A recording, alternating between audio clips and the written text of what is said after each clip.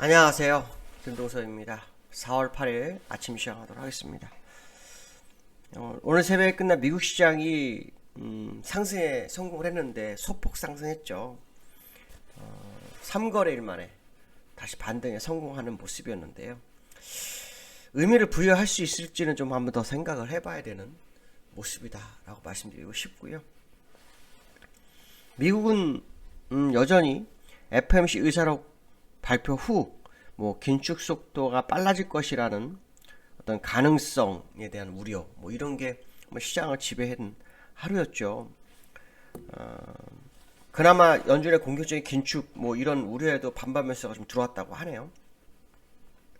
중요한 것은 뭐냐면 빠른 긴축, 공격적인 긴축은 유동성을 빠르게 해소하게 되죠. 그렇게 되면 이제 투자 심리를 좀 악화할 수밖에 없는 거고, 그렇게 되면 이제 가계 또 기업에는 굉장히 부담이 됩니다. 아시겠지만 금리 올라가면 대출 인생들은 정말 힘들잖아요, 그렇죠? 저희 같은 우리 일반인들 같은 사람들은 정말 힘든 겁니다. 투자할 여력이 없어지죠. 투자력이 없어지고 오히려 이자 내느라고 정신이 없는 그런 세상이 될 수 있습니다.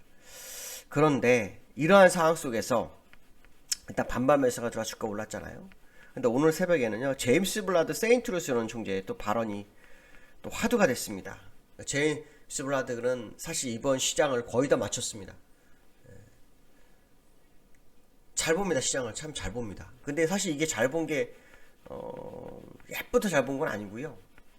몇 년 전부터 상당히 잘 보고 있습니다. 근데 이 사람이 뭐라 그랬냐면, 지난번에 미국이 3% 올해 3%까지 올려야 한다. 연준이 2024년도까지 금리 인상을 마무리하고 다 계획을 발표를 했었죠. 또 한때는 2023년도까지는 금리 인상 안 하겠다고도 했던 연준이었습니다. 그걸 다 뒤집은 사람이 제임스 블라드였습니다. 그가 올해 3%까지 금리 인상 가능성에 대한 언급을 했는데요. 오늘은요, 더 높아졌습니다.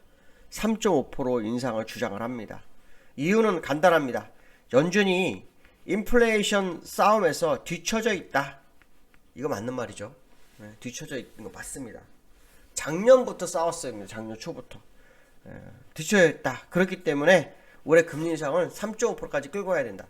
이렇게 되면 3%면요, 앞으로 6번 더 금리 인상을 할 때 4번을 금리 0.5를 올리고 2번을 0.25를 올려야 되는 거예요. 근데 3.5로 해야 되잖아요. 그럼 6번 다 0.5가 되는 거예요. 강력한 긴축이 될 수 있겠죠. 거기다가 지금 아시겠지만 QT 양적 긴축도 약 950억 불씩 한다고 하잖아요. 그러니까 116조가 되죠. 그러면 이제 시장에는 엄청난 속도로 유동성을 회수하는 그런 과정이 되기 때문에 시장이 굉장히 부담스러울 수 있죠. 라파엘 보스티 애틀란타 여론총재도 이런 얘기를 합니다. 중립적인 수준까지 신중한 방식으로 정책을 이동하는 것이 매우 적절하다. 이제는 연준 내에서 금리 인상을 하면 안 돼, 이런 발언 자체는 없습니다. 약하긴 해도 거의 금리 인상 쪽으로 유도하는 얘기가 굉장히 많습니다. 그게 무슨 말이냐면, 이제 연준은 긴축의 속도로 갈 수밖에 없는 것이 현실이다. 이런 생각을 해봐야 될 것 같고요. 오늘 새벽에 발표된 것 중에 하나가 주간 신규 실업 청구 건수가 있었는데요. 5천 건이 또 줄어들었다고 합니다. 줄어들어서 16만 6천 건이 되는데요. 시장 예상치가 20만 건 정도가 예상이 됐다고 합니다. 그러니까 그거 예상치보다도 상당히 많이 줄어든 거죠. 3만 4천 건 이상 줄어든 상황이 됐는데요. 1968년 이후로 최저치라는 얘기가 있습니다. 그만큼 경제가 많이 좋아졌다는 얘기죠. 자, 중요한 것은 뭐냐면, 고용이 늘잖아요. 고용이 늘려면 금리 인상을 브레이크를 걸 수가 없습니다. 무슨 말이냐면, 연준이 계속해서 인플레이션 우려할 때마다 뭐라 그러냐면, 고용이 좀, 이런 얘기를 했습니다. 고용이 좀 안 되고 있다. 이런 발언을 하면서 계속해서 금리 인상을 막았단 말이에요. 근데 이제는 그 발목을 잡을 만한 어떤 고용 지표가 없다라는 거죠. 그 얘기는 뭐냐? 연준은 이제 금리 인상에 있는 힘을 다해야 되고 인플레이션과의 싸움에서 이겨야 되는데, 제가 볼 때 인플레이션은 쉽지가 못 잡을 수 있습니다. 확률적으로. 왜냐하면 우리나라도 작년에 금리를 3번을 올렸어요. 근데도 아직 4%입니다. 근데 우리는 아시겠지만 미국은 지금 7.9%인데 미국보다 한참 적은 인플레이션 상태에서도 금리를 올려놓는데 벌써 못 잡았습니다. 지금 기간은 얼마나 됐습니까? 작년 8월부터 8, 9, 10, 11, 12 그쵸? 5개월 그다음 올해 1, 2, 3 지났죠? 4 9개월째입니다. 9개월째 됐는데도 인플레이션이 가라앉지 않고 있습니다. 이거 상당한 심각한 거죠. 미국은 7.9입니다. 무슨 말이냐? 지금부터 금리 인상을 지금 4월 달이니까 12월까지 약 9개월에 10개월 남았잖아요. 그렇죠? 10개월 동안 금리 인상해도 못 잡을 수 있다는 걸 의미합니다. 그래서 지금 미국은 빠르게 대응을 해야 되는 그런 상황이 아닌가 뭐 이런 말씀 좀 드리고 싶고요. 그 다음에 워렌 버핏이 있는 버스크셔 해서웨이가 휴렛패커드를 지분을 매입했다는 이유에 휴렛패커드가 14% 오릅니다.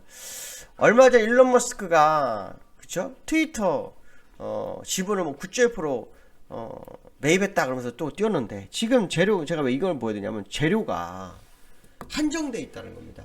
이러한 재료로 주가를 방어했지만 재료는 한정돼 있다는 거 이걸 얘기해드리고 싶고 정말 중요한 재료가 나와서 금리 인상을 이겨내지 못한다면 시장은 결국 긴축 쪽으로 가기 때문에 상당히 흔들릴 수밖에 없는 구조로 간다 이렇게 보시면 될 것 같고요.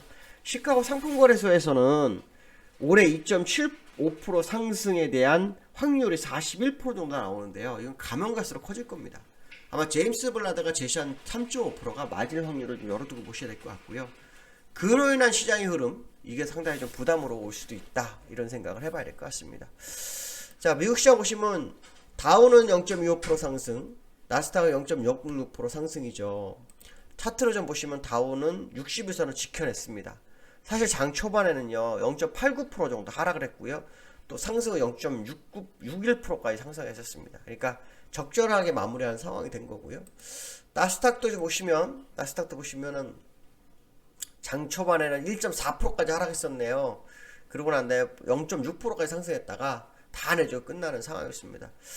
60일선을 지키고자 하는 종가상으로 지키고자 하는 연준의 모습이었는지 또 시장의 모습이었는지 모르겠지만 결국 금리 인상이라는 이 화두가 시장에는 상당한 악재로 작용할 소지가 크다. 뭐 이 정도 해석을 해봐야 되겠다라고 말씀드릴 수 있고요. 두 번째 역외환율이 1220원 안착을 했습니다. 요 근래 1220원 싸움을 굉장히 했어요. 본장에서도 어제도 1221원 20원 80원까지 갔고 그 전날 1221원 90원까지 했었고 그 전전에도 1220원을 갔었어요. 근데 중요한 건 뭐냐면 종가사고를 안착을 못했어요. 종가사고를 안착한 때는 요때입니다. 요때가 뭐냐면 3월 29일 지난달 29일 난 지난달 3월 28일 자 그때 빼놓고 1220원 안착을 거의 못했습니다. 근데 지금 몇 거래입니까 이게? 1주 2주 그쵸? 3주 4주 만에 다시 1220원을 안착을 여기에서 했다라는 겁니다. 그러면 결국 원달러는 우상향으로 갈 수밖에 없는 구조적 상황으로 연출되고 있는 상황이기 때문에 시장에 부담을 좀 줄 수 있는 상황이다. 결국 국내장은 원달러의 흐름이 되게 중요하다. 특히 원달러는 그 정부에서 약간 개입했다라는 얘기가 있죠. 근데 사실은 개입을 해서는 안 된다라는 게 제 생각이기 때문에 원달러의 흐름을 한번 계속 지켜볼 필요성이 있고요. 자, 코스피가 어저께 2700 이탈 마감을 했어요. 마감을 했는데 뭐 이유는 수급에 있죠. 미국이 하락한 것도 있었지만 수급에 있었습니다. 그러니까 일단 60선 깨지고 21선도 살짝 깨지면서 뭐 기준선 수평관까지 왔는데요. 어제 수급을 보면은 그 상당히 매도가 많았죠. 죄송합니다. 어제 수급을 보시면 외국인 7,600억, 기관이 5,200억 팔았고 선물도 9,500억을 팔았어요. 그래서 수급의 압박이 시장을 눌렀다. 뭐 이런 해석을 하시면 될 것 같습니다. 그래서 사실 수급의 변화가 돌아오지 않는다면 사실 시장의 방향성은 별로 없죠. 시장의 방향성을 위쪽으로 보는 굉장히 어려운 거예요. 그래서 결국 시장은 수급을 바꿔줄 만한 재료가 떠야 되는데 그 재료가 금리 인상을 이길 만한 재료가 아니라면 시장은 상당히 부담으로 작용할 수 있다는 것은 한번 좀 계속 생각해 봐야 될 것 같습니다. 자, 오늘 여기까지 하겠습니다. 감사합니다.